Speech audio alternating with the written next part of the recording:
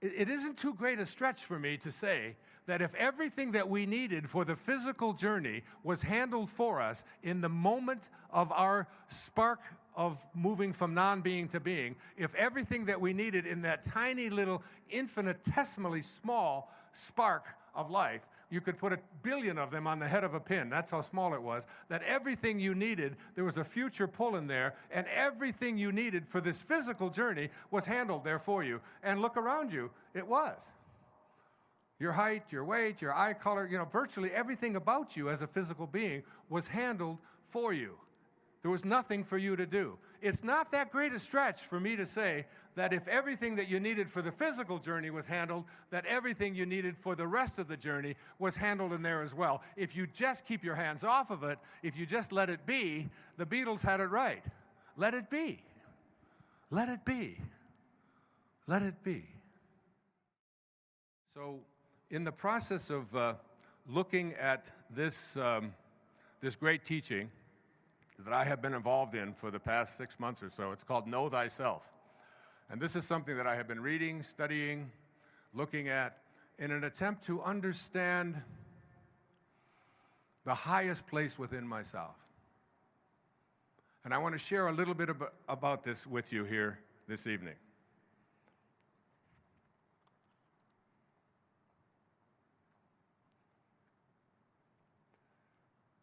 In order to produce something that is greater than oneself, one has to get out from oneself, rise above oneself, detach oneself, and enter higher regions so as to capture elements from these regions. There is a higher place within yourself. And this higher place, I'm going to read just a little bit, if you'll indulge me on this, and then I'll lighten it up a little bit, all right?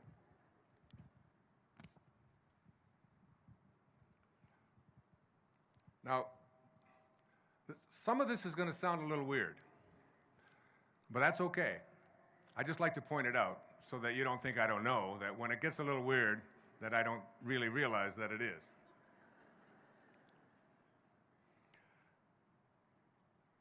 This is an ancient, ancient teaching.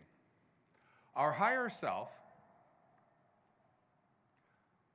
the place from which you originated, in the new book, The Shift, I have divided it into 4 chapters. From is the first chapter, ambition is the second chapter, to is the third, and meaning is the fourth, which is the original title of the movie, The Shift. And I'm speaking here about from, like where we originate from, where we come from. Our higher self, which is where you originated, you came from God, you came from source. Everything did. There's no question about that anywhere. Even quantum physics teaches us this, that it is energy itself, which has formless, which originates everything. So our highest self is perfect. There's a part of you that is perfect. Now listen to this. Omniscient, which means knows everything. There's a piece of you, I admit it's a very small piece, and hopefully my piece is just a little bit larger, otherwise I should be sitting down and listening to what you have to say. But I've studied this and practiced this, and I really believe that there is a part of me that knows everything. And Almighty, a fragment of God Himself, a pure, transparent, luminous quintessence is how it is put. So this highest place within yourself, this, like it was non-being, non-being, non-being, non-being, and then in one split second, it went to being. And there was a spark of God that was you. And this spark of God that was you got lost when we made this shift. Like the first moment of your conception, that moment that you went from non-being to being, You know, you think that it was your parents who did this, you know, that you came from your parents. But I'm speaking on a quantum level here. You didn't come from your parents.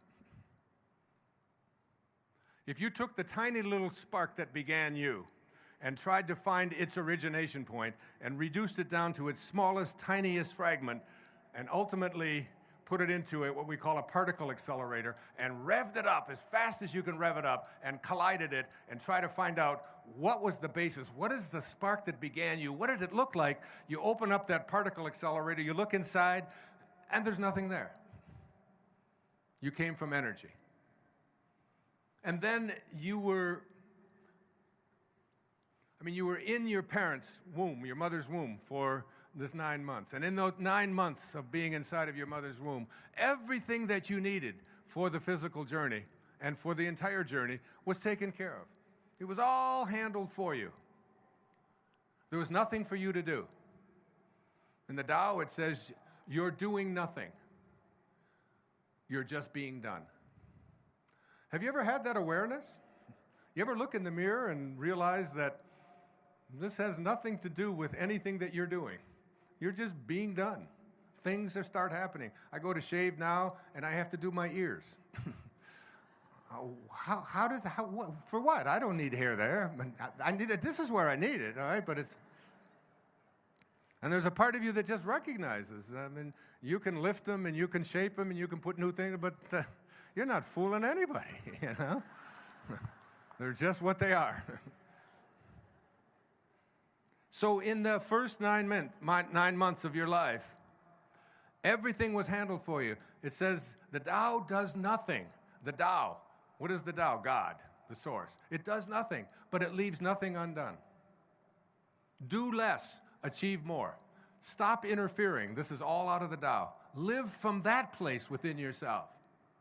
And as you do that, you begin to realize that the more you interfere with who you are and what you came here to do, the less that you get done. That's a very hard concept for us to grasp. So let me continue with this.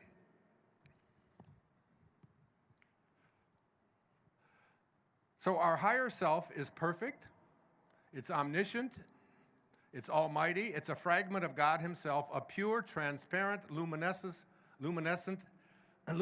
quintessence.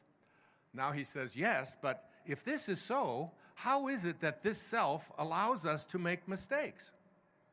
If we have this perfect spark of God within us, how can we make mistakes?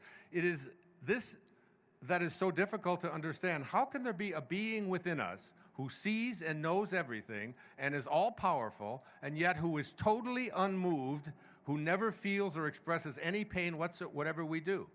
Why does he accept situations that are not in our best interest? And when we speak to him of our philosophy and our dreams and our hopes and our plans, why does it do nothing to put them into effect? If God is within me, if I am a piece of God. We are not separated from him, and yet when we are suffering and trying to improve the situation, he remains coldly indifferent and leaves us to our plight. Is there no way of touching him? It is very important to get to know this higher self, for he is so far above our own being that when he does decide to act, nothing is impossible for him. Nothing. And that's what I'm speaking about. There is a knowing that I have within me that there is a spark of God that if I can just move that spark from a spark to a fragment, and from a fragment to a particle, and from a particle just to a little piece, and if I can get that to be just 1% of my being, and know how to acknowledge it, and to access it, and to make it work for me in my life, that everything that I need to know is there for me, and anything that I want to accomplish, and anyone that I want to meet, and anything that I want to happen is there, because my higher self is perfect, omniscient, and almighty. That's who you are. And you've come to accept something much less than that. And it is to this that I want to address this evening, this talk. So stay with me, because it's going to get really good.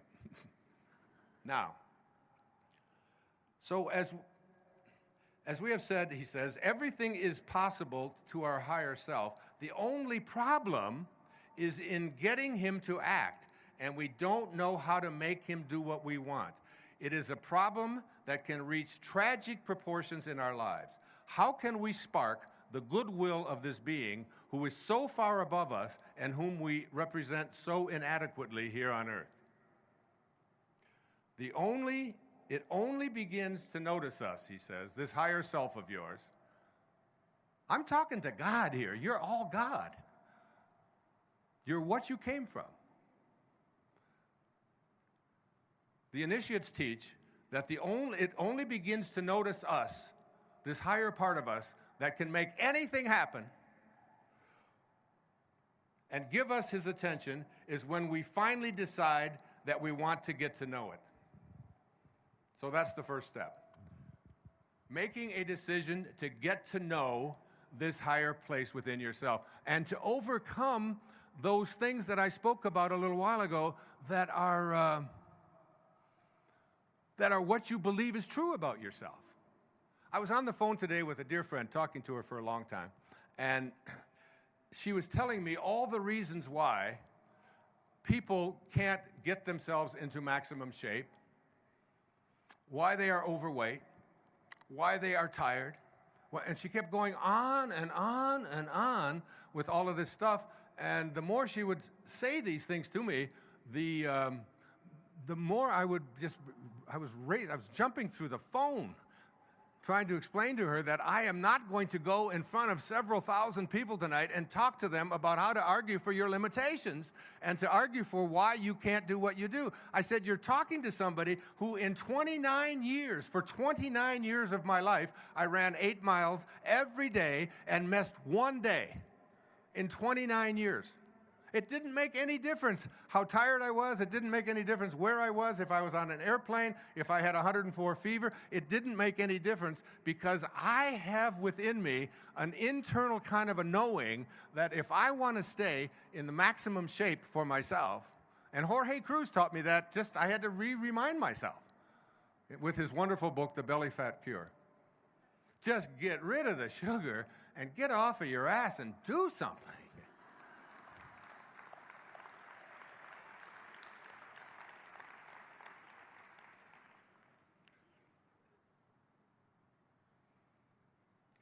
If you want the qualities of your higher self to flow down into your lower self, so you have this higher self, you have this lower self. The great teacher Vivekananda came over to this country in the early part of the last century, 1907, 1908. He said, in the springtime, go out and observe the blossoms on the fruit trees. He said, the blossoms vanish of themselves as the fruit grows. So too will the lower self vanish as the divine grows within you. This is about letting the divine grow within you. This is about trusting your intuition. This is about knowing that there is a force in the universe that you have just got a rusted link to that you're going to clean the rust up from. You're going to find, the title of this talk is about moving your life from ambition to meaning. You're going to find that meaning in your life. I wrote in the shift this, where's my copy of the shift?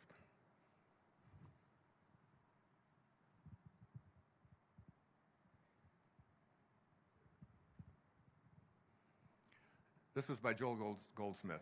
It was instrumental when I wrote this book this last year. It's the companion book to the movie. Then there are those, he said, who reach a stage in which they realize the futility of this constant striving and struggling for the things that perish, things which, after they are obtained, prove to be shadows. It is at this stage that some persons turn from this seeking for things in the outer realm to a seeking for them from God. I'm one of those people. One of those people who was called by something called a passion. And when you have that passion, there is something that you can do. You can activate this higher self within you. And you can begin to create a current that flows between this higher self and this lower self. And when you do, this lower self begins to disappear. It's like thinking of it as like a container inside of you. And this container has only what you want to create for yourself in it. That's all that's in there. And so it's been filled with all of the things that you believe to be true. I wrote a book about all of this just recently and did a PBS special on it called Excuses Be Gone. And all of these excuses, all of these things that we've come to believe are true about ourselves, we find out that they don't hold any truth at all. That if we really want to get rid of these things that we believe are true, like it's going to take a long time, it's going to be very difficult, I'm too old, I'm too young, I'm too fat, I don't have enough energy. All of these things, I went through every one of those excuses and had you look at, in the last portion of that book, a paradigm for change. Beginning to see that just because you believe that it is true, don't believe everything that you think. In fact, don't believe hardly anything that you think. Because as you believe what you think, you find out that it's not 100% guaranteed that it's true. So you want to shift it. But before I go into how to get that current flowing between the higher self and the lower self, and then how to activate it, and then into how to have your wishes fulfilled, I want to bring someone up here on the stage. She has been with me, she's been with me since she was born.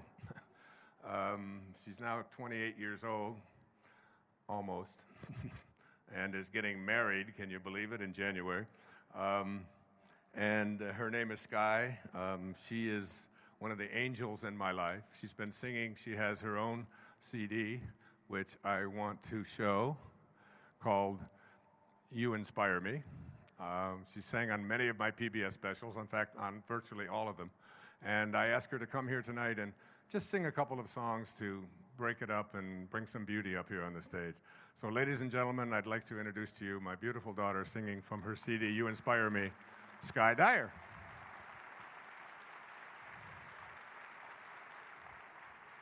I'll move that. Hi, sweetie. I want the whole stage. Oh, you're going to rearrange the stage? Is it the way you want it? This is yes. Okay? Hello, San Diego. I'm so happy to be here tonight with all of you. I'm going to sing 2 songs for you all tonight, and the first song I'm going to sing is a song I wrote, and this song came about because my dad had called me at an ungodly early hour and said, Sky, I have an idea for you. You're going to write a song, and it's going to be called You Inspire Me. And I'm also going to do a PBS special on inspiration. So I said, okay, because you don't really say no to him.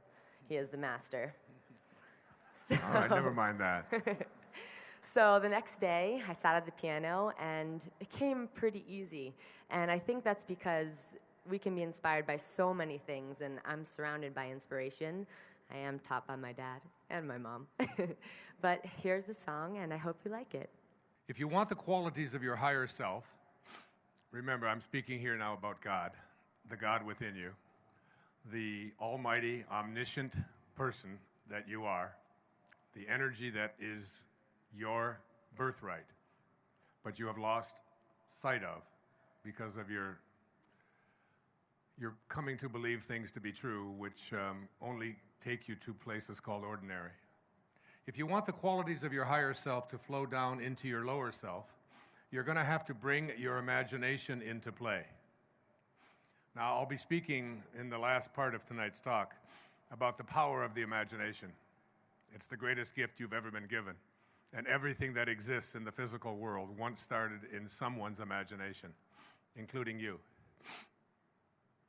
If you want the qualities of your higher self to flow down into this lower self, where you can become this almighty, omniscient, omnipotent being, you're going to have to bring your imagination into play. You are down here on earth. Using your imagination, you focus on your higher self in the world above and picture him looking down at you.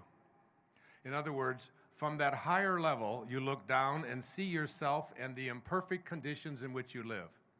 Keeping this thought before you, you set in motion a current, an invisible current that flows between the self that is above and the self that is below.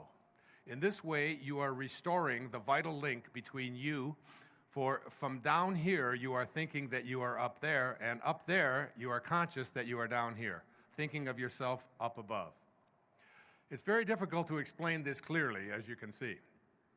At the same time, you divide yourself, you also unify yourself. You divide yourself into two, one above and one below. The one above, your true self, watches the one below as he meditates on that self above. And in this way, an extraordinary current is established between the two, making it possible for your superconscious to develop. You stay with your eyes closed, conscious at the same time that you are there in your room, a living, thinking being, while your all-powerful, omniscient higher self above sees his reflection and recognizes himself in you. Seeing himself, he smiles at you, perhaps even laughs a little. And you watch from below and begin to get to know him while he watches you from above. In this way, the gulf between the higher and the lower poles of your being begin to narrow until one day it disappears and they are fused into one. When this happens, your lower self no longer exists. That lower self, the ego, which is not a true reality, disappears. And all that is left is your real higher self. No more weakness, no more discouragement, no more darkness. You become omniscient, immortal, and eternal. Now, it sounds like, well, I'll just go ahead and do that, and it's all going to just work out for me.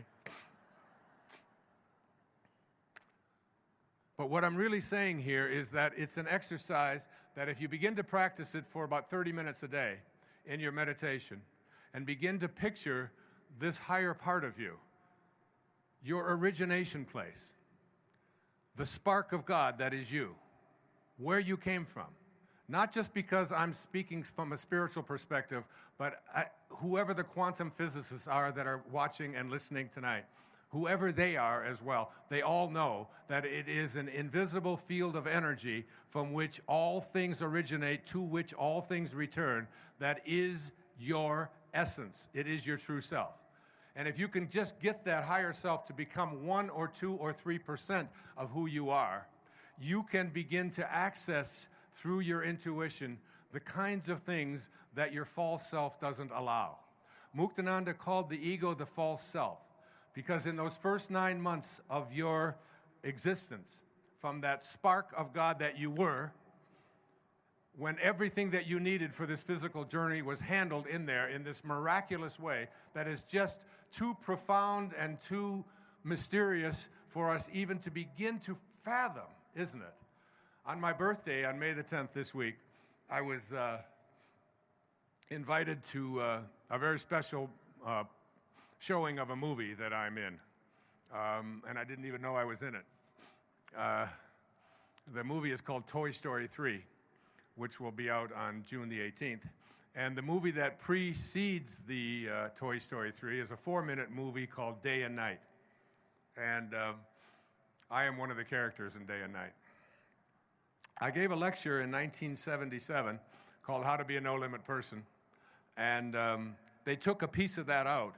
And the two characters, this is an animated film, and the two characters at Pixar Studios, they were so nice to us. My daughter, Serena, was with me, and friends, and it was just a very, very powerful day. And they showed the film a couple of times, and we had some 3- and 4-year-olds with us. And one character is day, and one character is night, and they're both afraid of each other. Day doesn't like night. Day doesn't understand night. Night doesn't understand day. Why are things so bright? Why are things so dark? Why do you go to sleep? Why are you awake? Why? And so on. And there's these opposites, which is what the physical world, the material world looks like, isn't it? In the Bhagavad Gita, it teaches us to fuse and meld these dichotomies, bring them together into a oneness, which is where we originated from. And if you read the shift, you'll read the first chapter. It's called From, and we came from oneness. And we came from nothingness.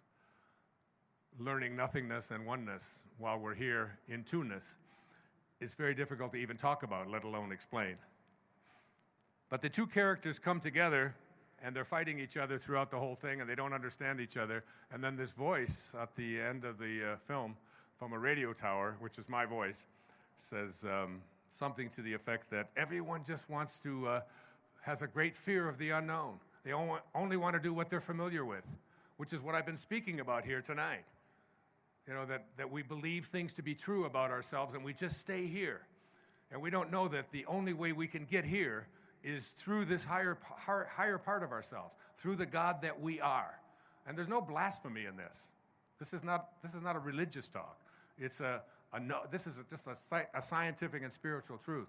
And as I say, to me, the most beautiful things in all the universe are the most mysterious. They poke each other kind of in the stomach, and they join hands, and off they go, and that's the end of the movie. And you never know. If that was 1977, I was 37 years old. I'm now 70. And it's going to be out there for, millions, hundreds of millions of children to look at and see and participate in. And it's the great mystery, isn't it? That's what the Tao teaches us. Live the mystery. Don't be afraid to wander into the unknown. Don't be afraid to know that this music that you came here to play is calling you. It's begging you. You can't fulfill somebody else's dharma. You can't do it the way your family wants you to do it. You can't do it the way they did it before. You have to go within and know that this is my calling. Abraham Maslow taught me when I was a young doctoral student, you must learn to be independent of the good opinion of other people. You must learn to detach yourself from outcome. That's what self-actualizing people do. Those are the two most important qualities. Detachment from outcome. You don't do what you do because of what you're going to make or what kind of rewards you're going to get or how people are going to like you. You do what you do because it's your passion, because you won't allow anything else to be but what you feel inside. It's what I used to call being a scurvy elephant. And you've heard me say it many times, if you've listened to me over the years. When I lived in a foster home and a series of orphanages when I was a young boy, I came home from school in the 3rd grade, and I said to Mrs. Scarf, the lady who ran the place, "What's a scurvy elephant?" And she said, "A what?" I said, "I heard Mrs. Poole telling the principal outside the classroom that Wayne Dyer was in her classroom and he was a scurvy elephant." And she got on the phone and she called the principal, and the principal said, "Oh, that's not what she said at all. She said that he wasn't a scurvy elephant. She said he was a disturbing element in her classroom." You have to be a disturbing element. You have to go within, find what it is that you know you want to do, and not get to the end of your life like Ivan Illich and say, what if my whole life has been wrong? What if it was wrong? What if I didn't fulfill that thing that I know? And when I get these callings now, and there's no age limit on this. I mean, you all see the words up there, Hay House. I mean, it's all over the place. Louise Hay started this company when she was 61 years old. She's now 83 or 84 years old and going just as strong as she ever did. It was like there's just something inside some people that they have a calling and they have a knowing. I'm just one of them. This is just what I've always done. Refuse to let somebody else dictate what it is that I would be or could be or ought to be. So when we were born, the moment that we were born, think about those first 9 months inside your mother's womb. Or are there any pregnant ladies here tonight? Where are you? Anybody? Nobody's doing it anymore? What's that? Sky, you sit down. You're not married. No? Because I wanted to give a... Well, come up here. I can't see you from here. Where are you? There you are. You're the only one? Bad girl. I've written 4 children's books. I'll have to give you... Oh, here comes somebody else. They're slowly coming up. Incredible You. Would you read that to your growing baby now? Like tonight? Start every day. Thank you. And I'd like to give this to you. Come on, move. What is the matter with you? Come on. Run up here. Would you read this to your baby, your growing baby inside? What a miracle. Can you believe what a miracle's happening inside you? Do you think of that every night? Yeah, I've got one for you too. Dum, dum, dum, dum, dum. Unstoppable me. You're unstoppable. You don't, I want to see. Oh, yeah, there it is. Okay. There you go. One more? Here we go.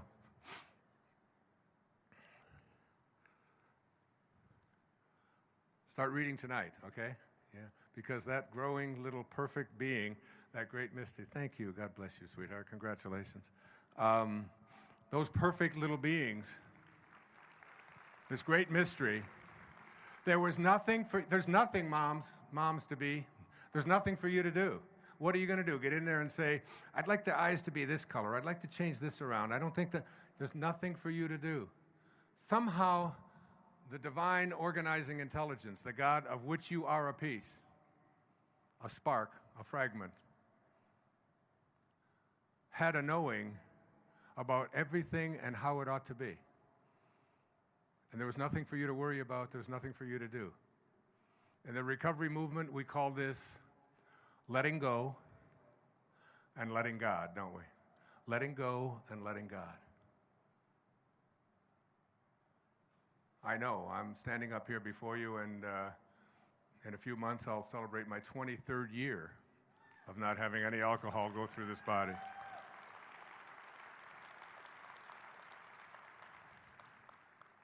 My friend Patty Davis, President Reagan's daughter, who was a cocaine addict, wrote an essay in Newsweek magazine, and we've become friends and we've communicated. And her essay was brilliant because what she said is, I tried to stop disappointing my father. I stopped trying to stop disappointing my mother, my family, my friends, and all of that. She said, but I was only able to get myself clean of this addiction when I decided that I no longer wanted to disappoint God. That we come from a place of well-being. We come from a place of perfection. And when we allow 31% of our children to become obese, and when we allow our entire generation of people to have a shorter life expectancy than their parents, and when we get our whole population addicted to taking pills in order to get through their days, we need to return to the place from which we originated, where none of that took place. I have here in the audience tonight a friend who has become a lifesaver to me. When the day that I was diagnosed with leukemia, she happened, quote, to be outside my place on Maui, waiting for me.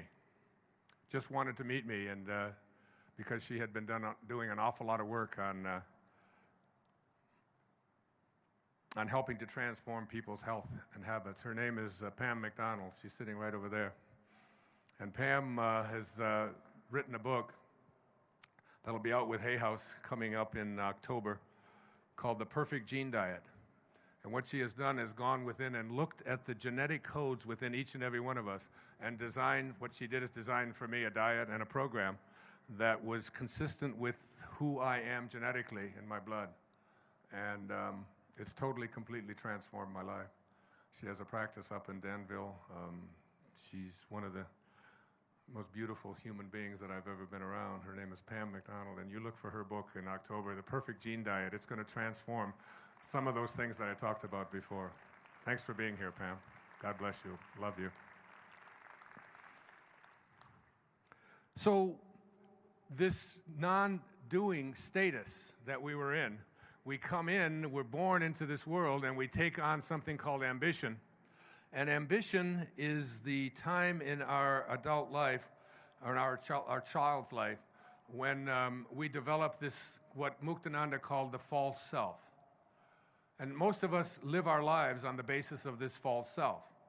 And this false self is really an idea.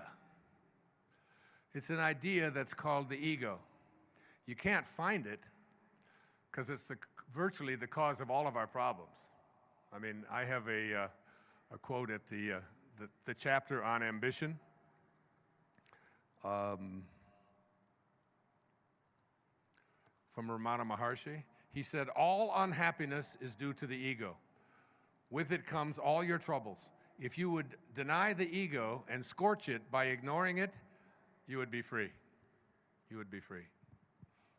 And that freedom from the ego is something that I have worked on in my life, to a point now where all I see anymore, especially after studying the works that I've been reading from here tonight, about knowing what it means to be an initiate and live from that higher self, that what I see in everyone that I encounter now is the unfolding of God. I don't see separation. I see a kind of thing that unifies us. in such a spectacular way. And it's like, it's one of the hardest things for us to get. Ego, E-G-O, edging God out, E-G-O. So we're born. God, the Tao, divine mind, soul, spirit, whatever you call it. You can be an atheist and you still know that there is some kind of an invisible intelligence that allows things to be. It's as hard for me to contemplate a watch without a watchmaker as it is to contemplate a universe without a creator, for me. I just can't imagine a simple little thing like a watch existing without a watchmaker. And imagine the complexity of a universe which has trillions and trillions of pieces to it, without some kind of a creative force in the universe, whatever you want to call it. The opening line of the Tao Te Ching says, the Tao that can be named is not the Tao. So the first thing you do when you put your name on something, you've lost it. When you're speaking from the higher self, the place that moves from ordinary up to here, because you've got the thing and you've got the name for it. Two separate things. But we're talking about oneness, and we've reduced it to two-ness. It's like taking the concept of zero and trying to divide it and tell you what half of zero looks like. It's not possible. Zero doesn't allow for division, does it? Nor does God, or soul, or spirit, or higher consciousness. It doesn't allow for it. So you were born, and your parents looked at you and said, great work, God, this is terrific. We'll take over from here. And in the process of taking over, what was created in you, which was created in them, was this false self, this identification of who I am as something that has these. I'll go through them very, very quickly because I want to get to something I think even more important. And I've talked about this a lot, and it's in The Shift, and you'll see it in the film. But it's the components of this ego. See,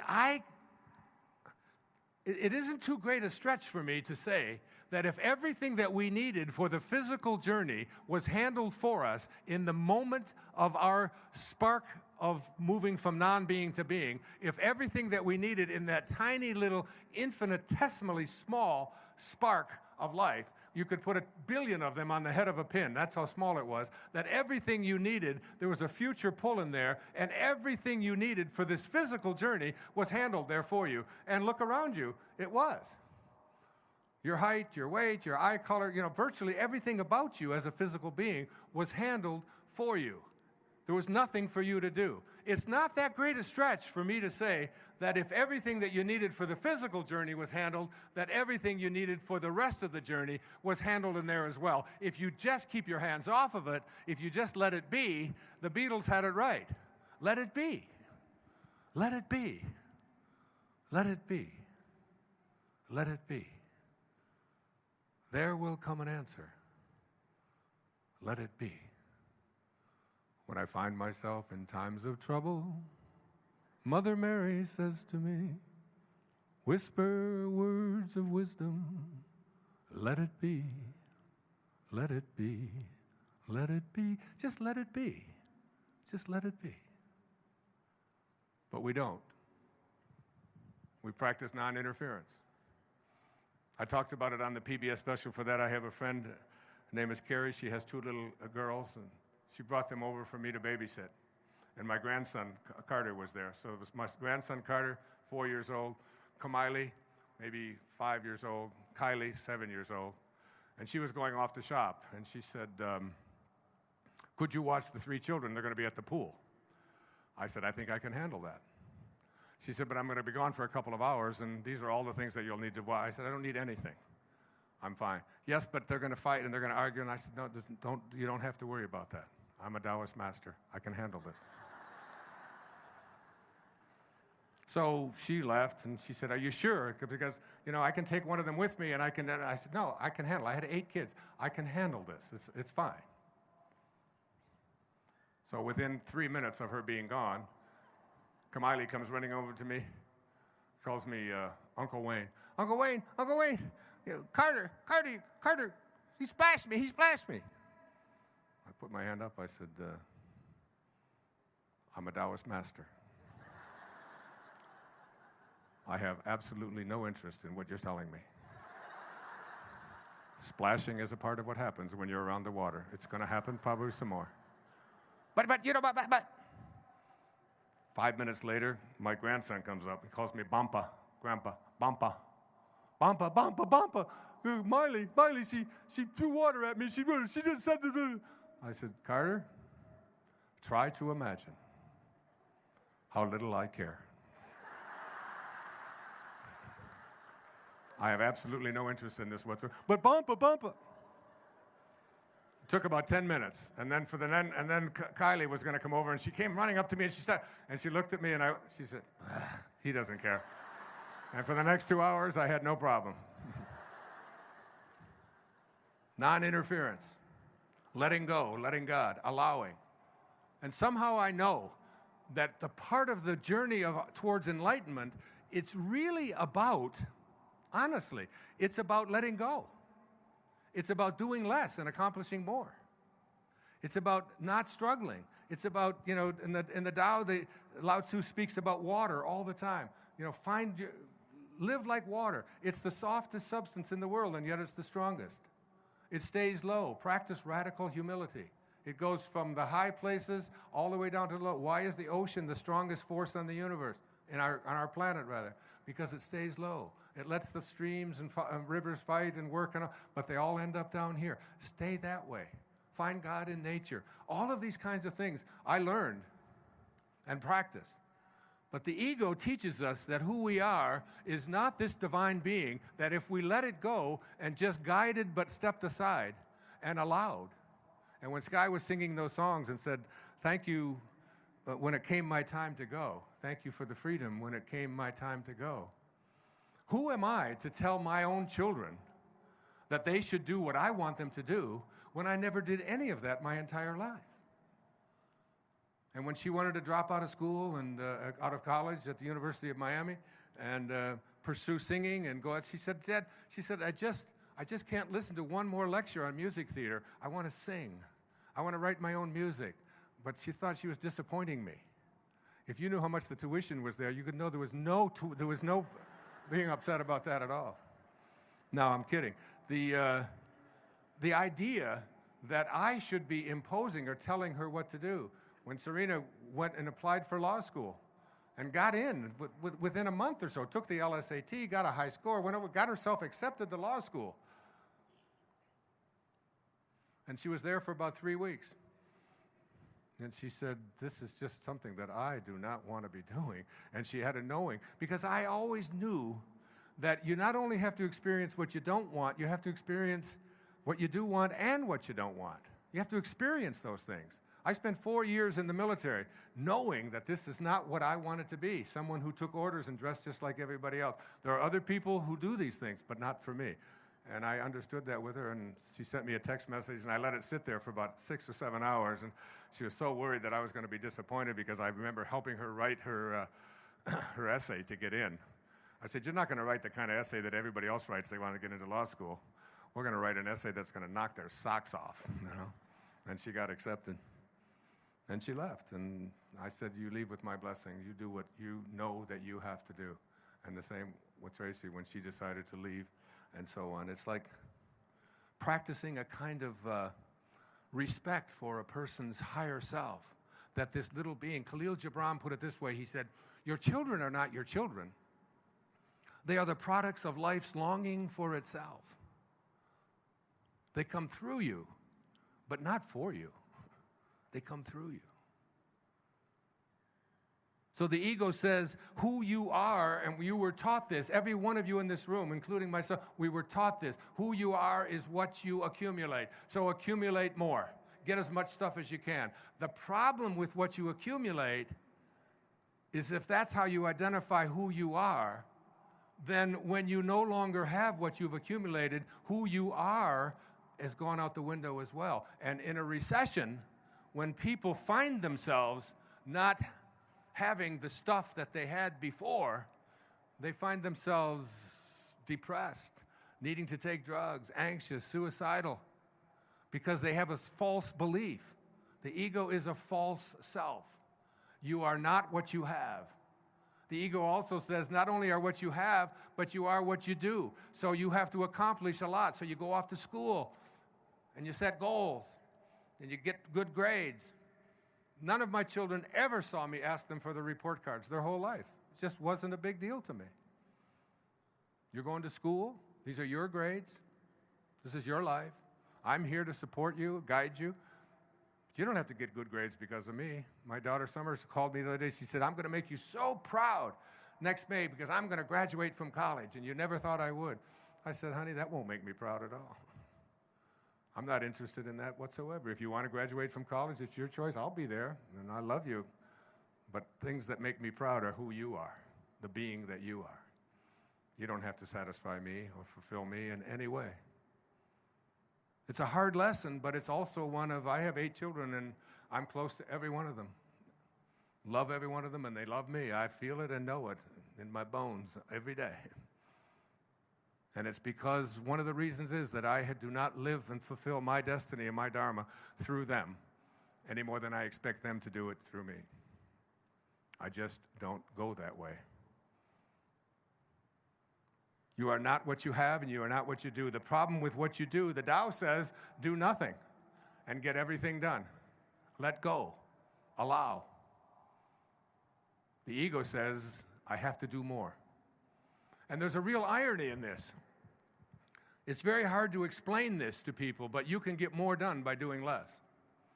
That's one of the verses in the Tao that I worked on, and I swim every day in the ocean. Every day. Usually an hour a day, freestyle, in the open ocean. Or I do it at the pool if I'm on the road. And I decided to see if I could swim by doing nothing. Just propel myself through the water, but take the effort out. Just let myself go through the water and just allow. Just allow my body to move through the water the way it knows how to do.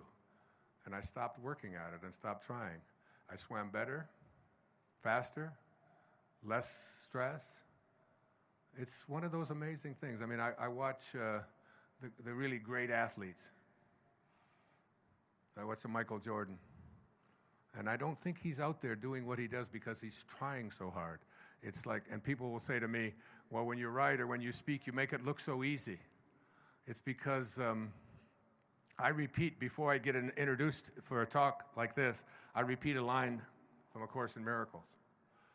And this line says that if you knew who walked beside you at all times on this path that you have chosen, you could never experience fear or doubt again. And I don't deliver the talks. God gives all the talks, builds all the bridges, writes all the books, and I just allow it to flow through me. And some of you may be thinking, yeah, but you can't really live in today's world that way.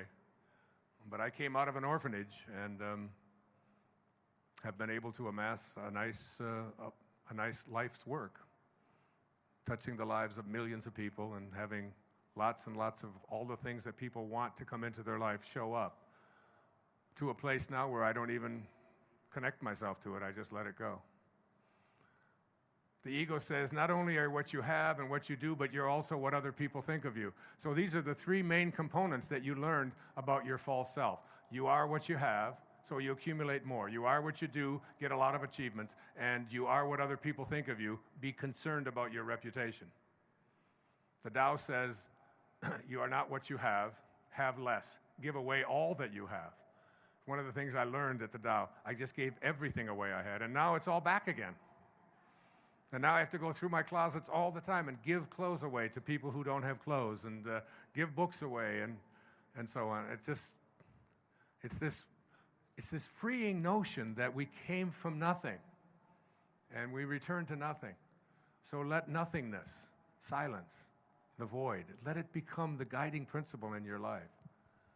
The ego also taught us that we are separate from each other and separate from what's missing in our lives and separate from God. There's a wonderful piece in here that I must share with you.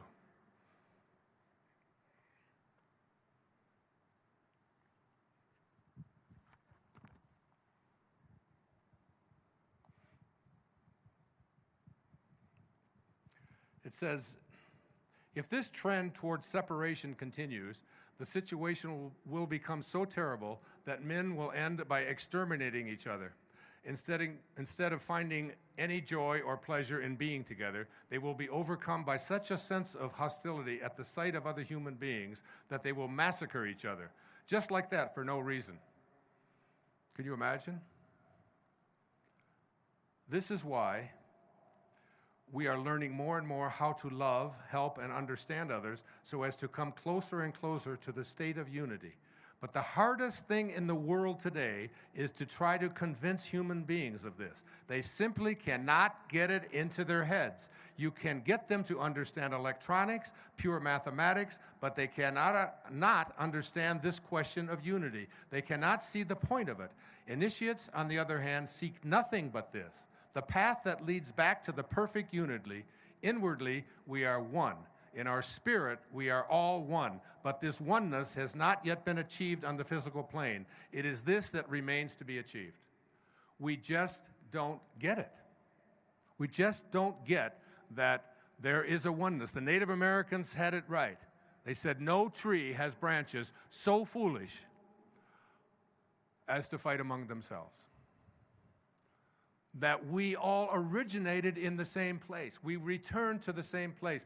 What I have been learning the last 6 months, what I've been teaching, this higher self is one that teaches about serving, about giving, about reverence for all of life, about simplicity, about gentleness, about nonviolence, but essentially it's about seeing yourself in others and seeing others in yourself, no matter who they are. The lady who cleans my toilet at the hotel is just as divine a being. Mother Teresa said, in every day I see Jesus Christ in all of his distressing disguises.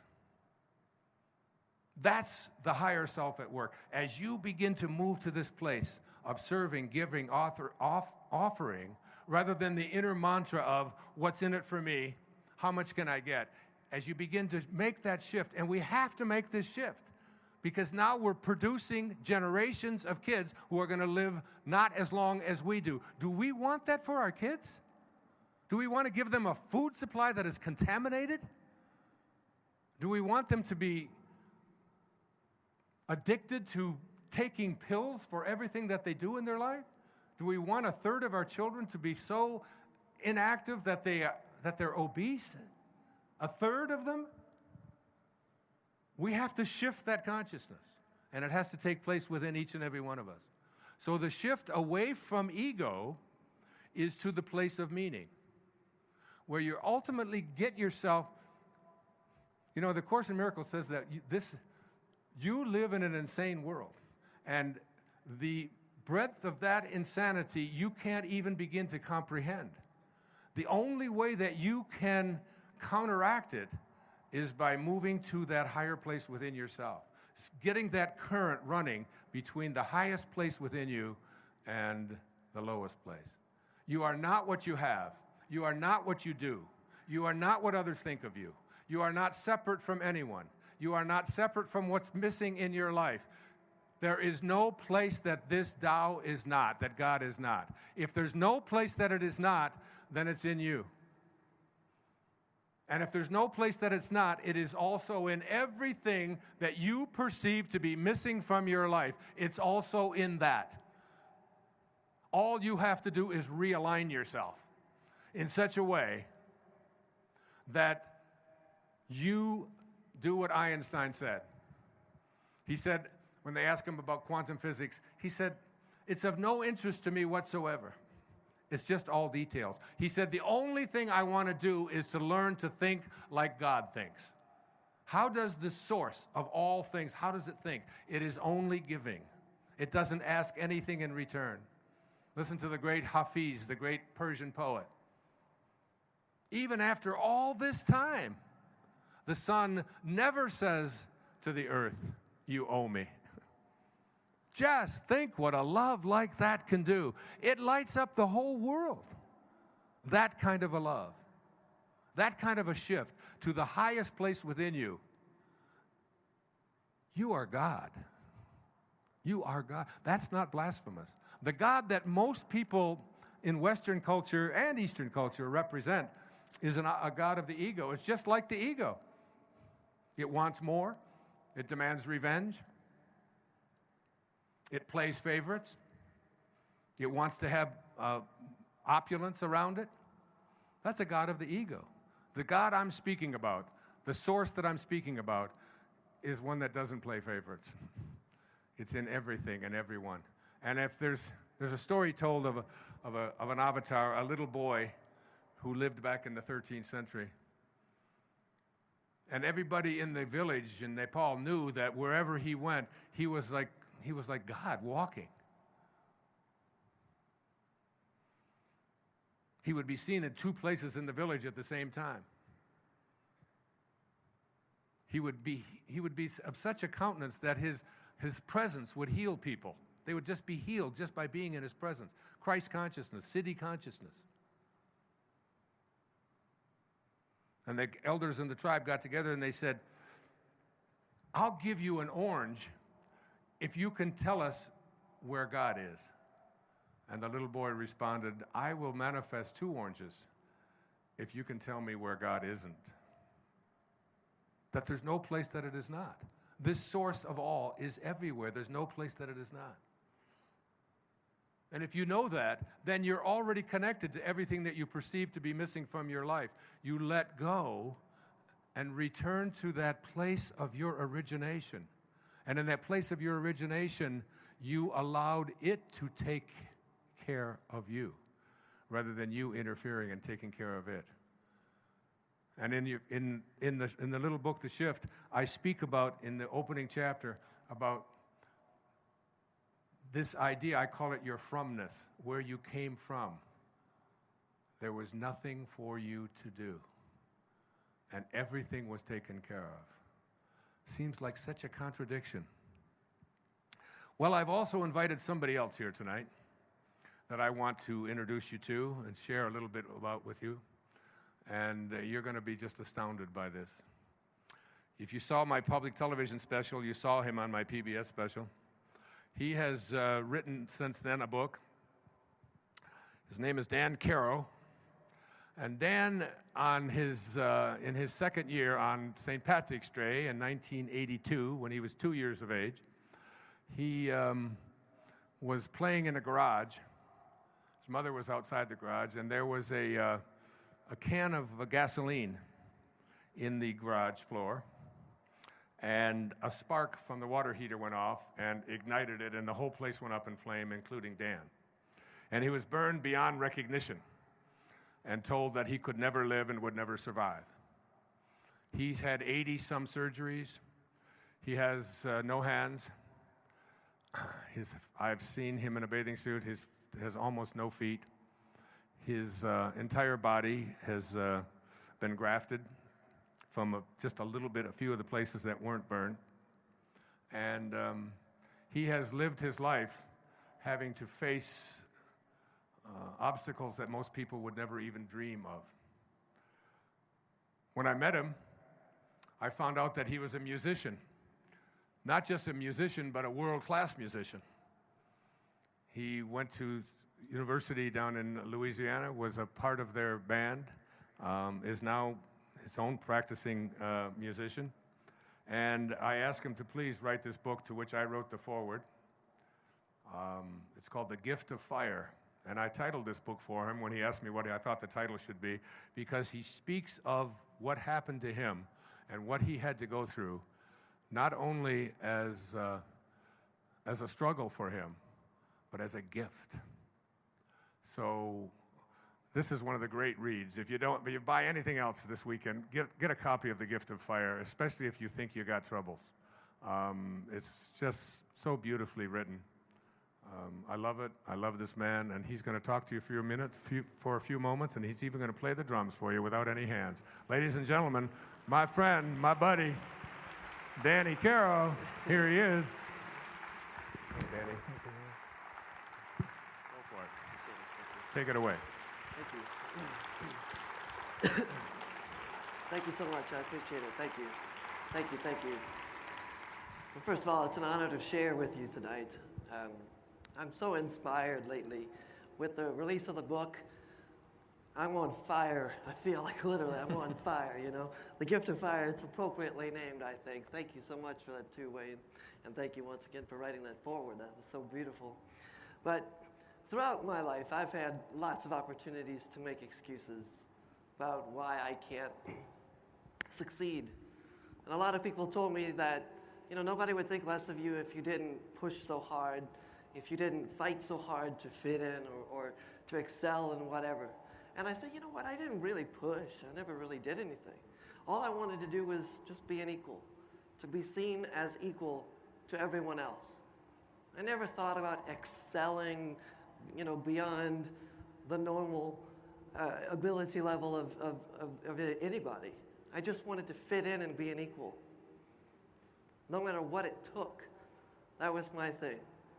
No matter what it took, I was going to be able to do the normal day-to-day tasks that I felt that I needed to do, like buttoning shirts, tying shoes, which was a major, major, major struggle for me. And I consider it the greatest achievement of my life.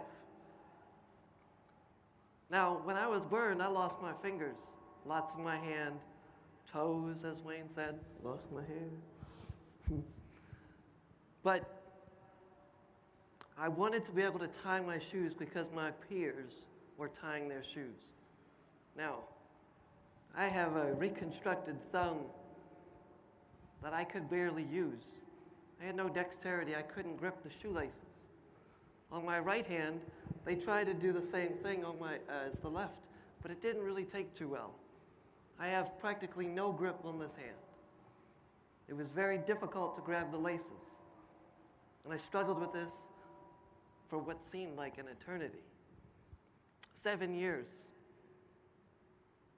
Until I was able to successfully tie my shoes. Now I've wised up. I wear slip-ons now. But I succeeded at that task.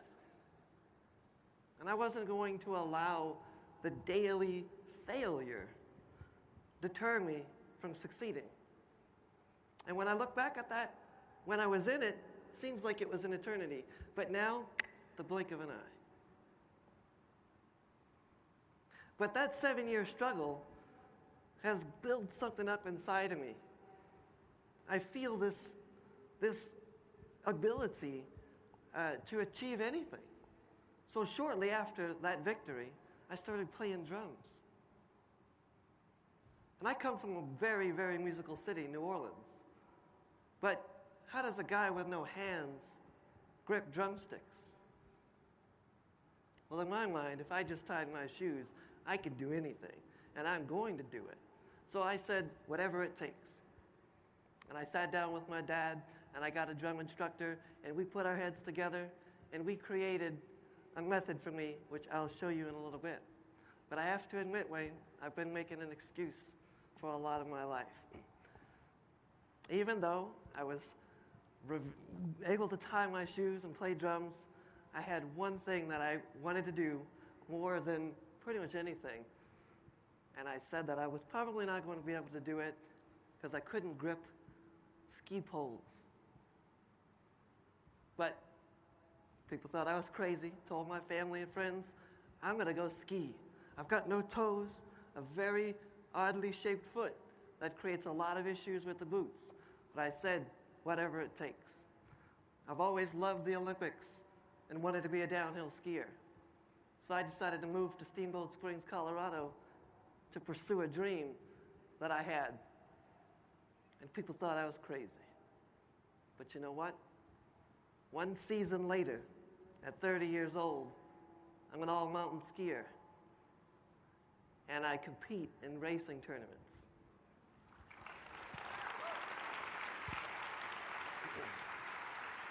Thank you. And it's a dream that I had, a vision, a passion. And I wasn't going to allow the fact that I couldn't use poles to prevent me from skiing. And I don't use poles. But I use drumsticks. And I want to show you guys how I play the drums. But I don't want to keep this joy that I have from playing tonight. I want you guys to play with me. So I'm going to show you guys how I play the drums, and then we're going to do a little rhythmic response. I want you guys to emulate by clapping what I do. And then we're going to see how far we can get with this. We're going to have a good time right now. So.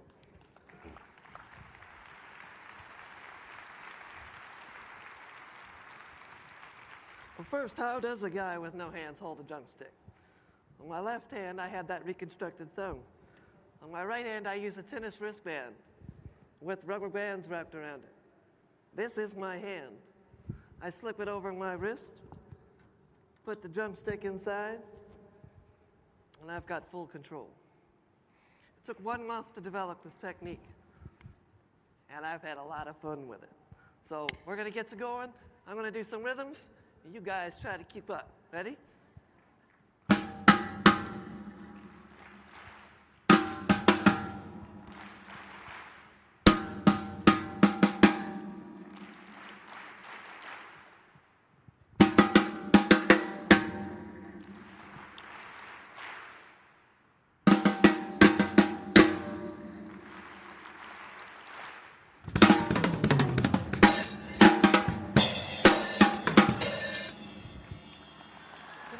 Oh, yeah.